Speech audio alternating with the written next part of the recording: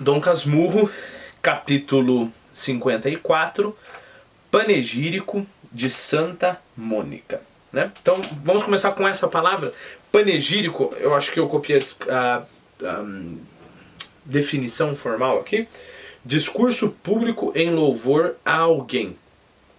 Laudatório é um outro jeito de falar panegírico. Lembre-se que a palavra é composta de pan, que quer dizer todos, né?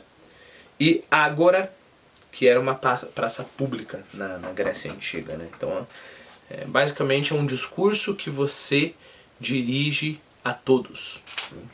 Então, isso que é um panegírico. Panegírico de Santa Mônica.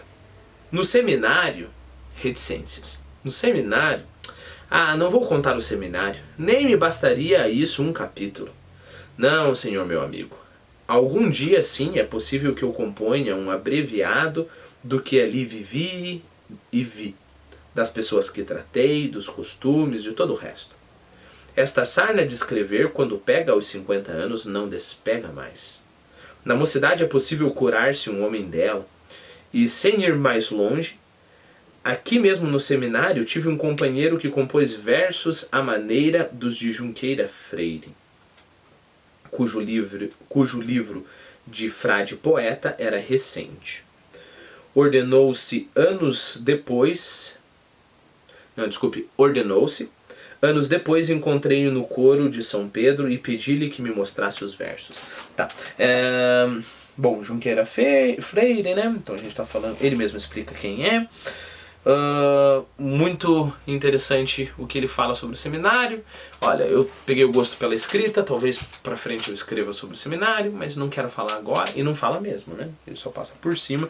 Claro, ele vai voltar para alguns episódios específicos no seminário, mas não como uma descrição do que aconteceu no seminário, mas porque ele tá interessado num personagem ou outro, num evento ou no outro, né? Deixa eu ver se eu consigo arrumar esse foco dessa câmera. Então, acho que agora ficou melhor. Ordenou-se, então, esse amigo que escrevia, né, inspirado no Junqueira Freire, ordenou-se, anos depois encontrei-o no coro de São Pedro e pedi-lhe que me mostrasse os versos. Que versos? Perguntou meio espantado. Os seus, pois não se lembra que no seminário... sorriu ele. Sorriu e continuou a procurar num livro aberto a hora em que tinha de cantar no dia seguinte. Confessou-me que não fizera mais versos depois de ordenado. Foram cócegas da mocidade. Coçou-se, passou, estava bem. Entenda aqui cócegas como coceira, né? Na verdade, as cócegas são um tipo de coceira, uma coceirinha bem levinha que faz você rir, né? Então foi uma coceirinha da mocidade, ele foi lá, se coçou, né? Coçou-se, ou seja, fez alguns versinhos ali, passou, estava bom. E falou-me em prosa de uma infinidade de coisas do dia. A vida cara, um sermão do Padre X, uma vigairaria mineira. Vigairaria é um cargo para um vigário, né? Não é à toa que o Machado de Assis, ou o narrador, coloca aqui: e falou-me em prosa de uma infinidade de coisas do dia a dia, ou do dia da vida. Prosa pode ser, claro, o oposto de poesia, mas prosa pode ser conectada, é claro, com prosaico. Uma conversa prosaica é uma conversa sobre coisas sem importâncias, né? Não tem nada de poético, claro, o termo vem daí, né? Não tem nada de poético. Então, não só ele falou em prosa no sentido de não recitou verso algum, mas ele falou em prosa no sentido de falou sobre o preço das coisas, sobre uma posição, um cargo que abriu em determinada igreja, esse tipo de coisa. Sorriu e, continuando a procurar num livro aberto... desculpe, já li isso. Contrário a isso, foi um seminarista que não seguiu a carreira. Chamava-se... não é preciso dizer o nome, basta o caso. Tinha composto um panegírico de Santa Mônica, elogiado por algumas pessoas e então lido entre os seminaristas. Alcançou licença de imprimi-lo e dedicou-o a Santo Agostinho. Tinha né, tudo isso é história velha. O que é mais moço é que um dia, em 1882, lembre-se que o nosso começo do livro é em 1857, quando Bentinho descobriu que amava Capitu, e aqui a gente já está falando de 1882, ok? Então já é muito tempo depois que eles passaram pelo seminário. Já é data recente para o nosso Santiago, nosso narrador.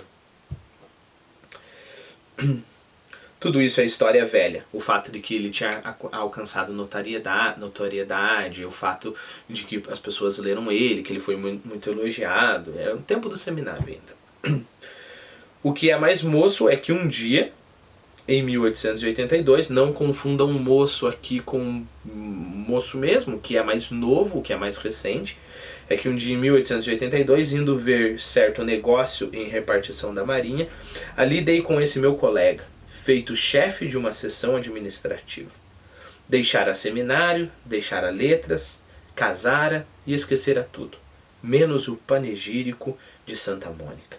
Umas 29 páginas que veio distribuindo pela vida fora.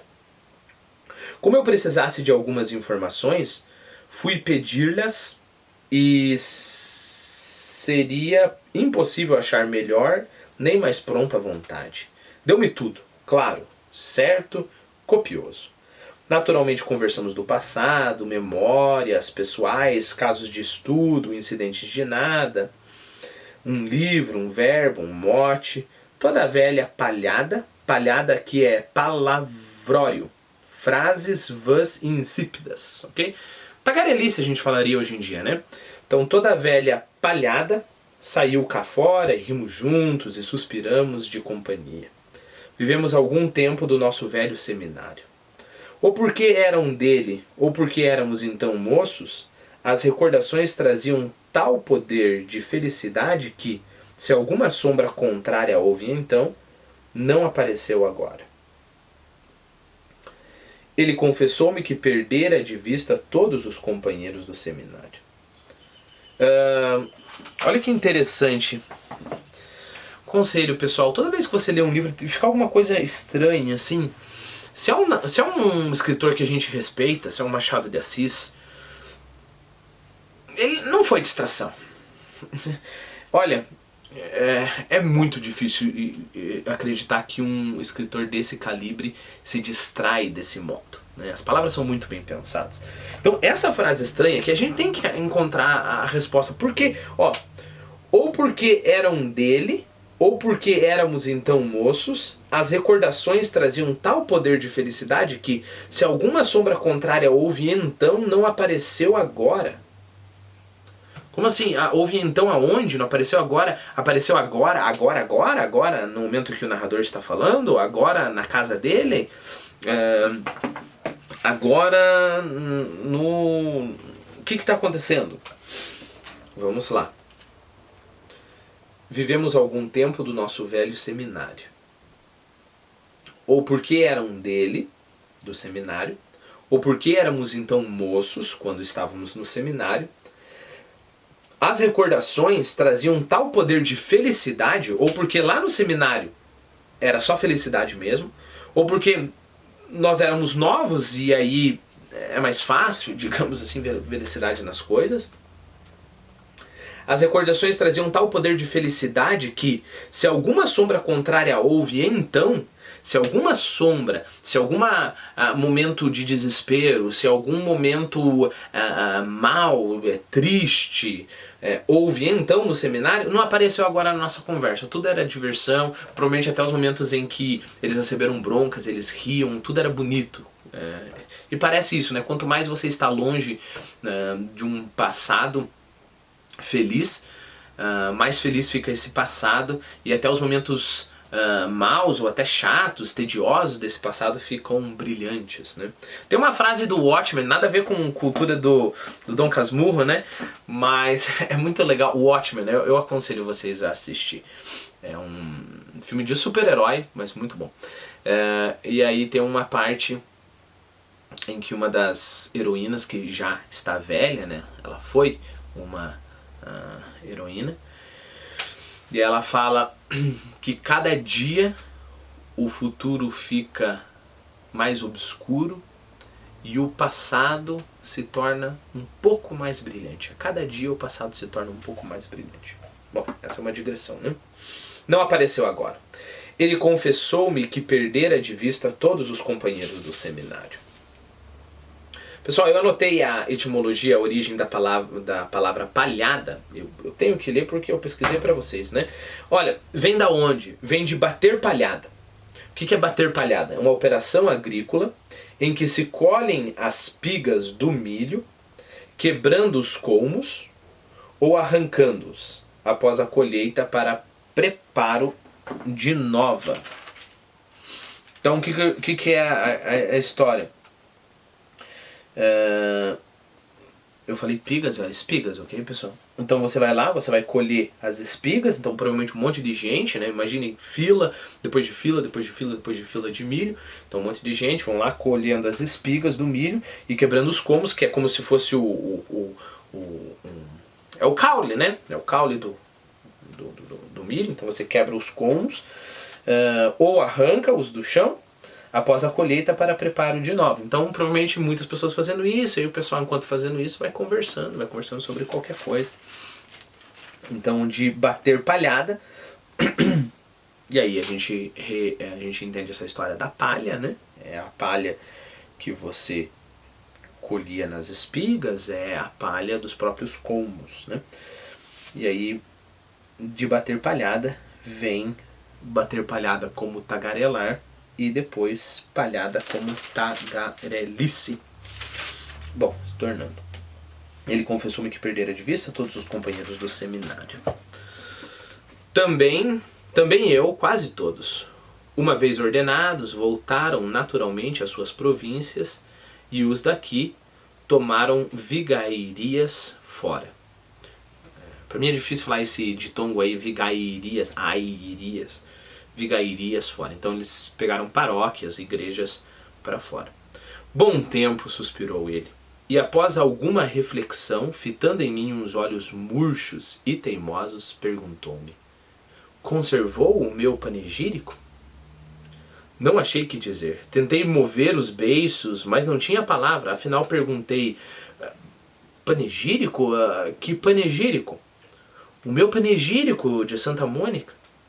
Não me lembrou logo, mas a explicação devia bastar. E depois de alguns instantes de pesquisa mental, respondi que por muito tempo conservara, mas as mudanças, as viagens... Hei de levar-lhe um exemplar.